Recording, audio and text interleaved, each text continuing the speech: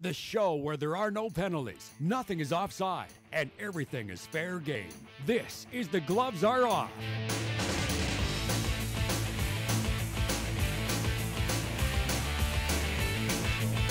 Hello and welcome to the set of The Gloves Are Off.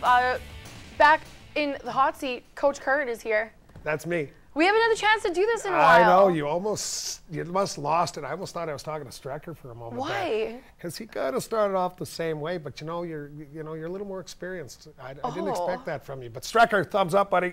All right, thumbs up. Streck filled in last week. You're stuck with me again. Joining us today is our guest, Ryan Sklapski. You are the assistant coach from the Lloyd Comp Barons, and you also help out with club volleyball at Lakeland. Yep. And you're ready to drop the gloves and go one-on-one here against the Colonel? Yep, bring it on. Let's do it. Oh, now you're using the name. What? I like saying the Colonel. That's how all your players refer to you. Yeah, that's right. Legend in my own mind. There you go. Heroes get remembered. Legends never die. Yeah. Name that movie. I'm not doing that Sandlot. Okay, let's get on with the show. Lots going on with the Stanley Cup playoffs. I want to start off with, I'm calling this one Canucks Cage because it's almost like a roll of the dice. We don't really know who's going to be in there. Now, Vigneault has said that Luongo is going to get the go-ahead. What did you think, though, about the Schneider and Luongo situation? For me, I thought Schneider being a rookie, you could see his inexperience as far as playoff time goes. I mean, I'm sure he played some big playoff games in the AHL or NCAA for Boston College, but you could see the inexperience. Made some big saves early in the game. Had a couple major mistakes as far as playing the puck goes that led to the 2 Chicago goals. Anything goes now with Game 7 tonight. You never know. I mean, you could see the goalie from UBC. They called up early in the year. Yes. In the pipes, you never know what could happen. So. But as a goalie, does that not rattle you a little bit? Like, do you think that Luongo's going to have a difficult time, flipping the switch? This was the right move. Yeah. It should have been the game before. Really? See, to me, Snyder's doesn't. Great point on the point that he doesn't play the puck very well. But he never has. But his year this year has been an incredible year. I mean, he went on I think like a 10 or 11 game run where he hadn't lost, and backing up Luongo, that's pretty damn good. And then he goes out. He's in there to make the saves, and he's very athletic. He moves. You saw where he got hurt. I thought his groin popped on him on that break. He was dehydrated. But Who gets dehydrated in the Stanley Cup playoffs? But when you're young and you're nervous like that in your first game as a playoff, under those conditions, but they're going to go back, and I'll just say this to end it. This is the end of Luongo's career in Vancouver if he loses Game 7. Dun, dun, dun. Okay, we're going to continue on talking about the Canucks because, Gillis, I'm calling this one whining. The numbers are a little alarming. I will say that. But as a general manager, is this something that you would ever do? Or if you would, why would you do it? What's the reasoning between calling out? Well, there's 2 reasons. I mean, they're pretty glaring when you look at the examples of what he was talking about. There's some referees aren't perfect. They're going to miss. And if I was in the same spot, I don't know if I would have done. I think it's more standing up for his players. Okay. And saying, hey, you know what? I'm not whining so much as saying, please look at the tape and see there's some pretty big discrepancies here. Do you consider it whining, Ryan? Yeah, I do. I also think it's a little bit of deflecting the pressure off the Kesslers, the Sedin sisters, the Burrows of the world. I mean, Kessler went through the season, got, 40, 41 goals, and, he hasn't sniped once this playoff yet.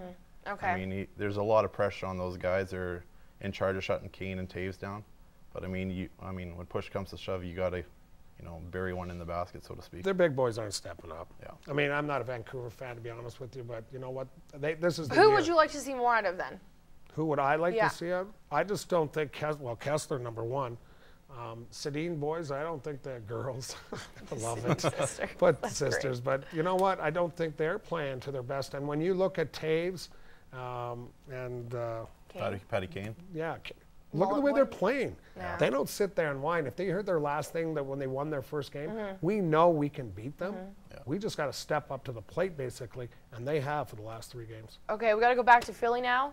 My question is, do the Flyers need a netminder? Because they are playing musical chairs. I cannot believe the return of Michael Layton. I thought he was going to be the wall again that he was last year, but do the Flyers even need a netminder, or is it just a matter of the big players playing a big game? Big players got to step up. You're going to see Richards and Leno and Scotty Hartnell, pull through tonight. I think they'll win Game 7 tonight. But you could have anywhere from Robert Ashe to Roman Cechmanek to, you could get Ronnie Hextall back there, and you know, you got to have a stopgap somewhere as far as playoff time goes. If you're not going to get the big save, I mean, puts a lot of pressure on your D and puts a lot of pressure on your forwards up front. You know, we got to win 5-4, we got to win 6-5 because we're not going to get that big save. But they don't have a team to do that, in my opinion. The Flyers don't have a team to do that. They're like a 3-4 goals, which is a lot of goals. Okay. But I've watched them. I've been part of their organization. Their goaltending has sucked in the playoffs. Well, they got their #1 kid. He's a young first year. He played awesome all year. Then they put. You see the goals that what's his name? Boucher. Boucher's, like, some of them are horrible. Yeah. I Behind mean, the goal line. Yeah. And you know what? Goaltending as coaches, in the playoffs, we say with a key 5-on-5, you should be pretty well even up. Yep. Power play, penalty killing, goaltending are your keys, and they don't have it, and Luongo will end up there next year. Oh my gosh. All right, I want to move on to another series now. Let's get to the OT hero from last night, Joe Thornton. Beauty goal. You just saw him just follow. Canadian guy, so I'm happy for him. I know Matt Schumont's a little disappointing because the Kings are now done. But what do we make of this series? Was Joe really the hero of this? I mean, obviously you saw him glide across the ice, but was it a moment of glory for him that was well-deserved, or did he just happen to be in the right place at the right time?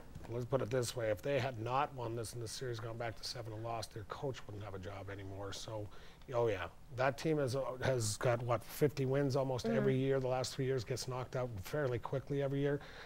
Hate to see the Kings lose because I was just in LA, so I got to watch them practice and everything, and I got to talk to my old coach there, and he did a great job with them. I thought they should have won that game in LA. They had enough opportunities before the overtime to even have that go there. But. Yeah, okay. All right, we're going to talk a little music history. Oh no, I'm being yelled at in my ear. We have to take a break. My Carlito producer upstairs is yelling at me. It's time for us to take a break. Hey, we want to hear from you.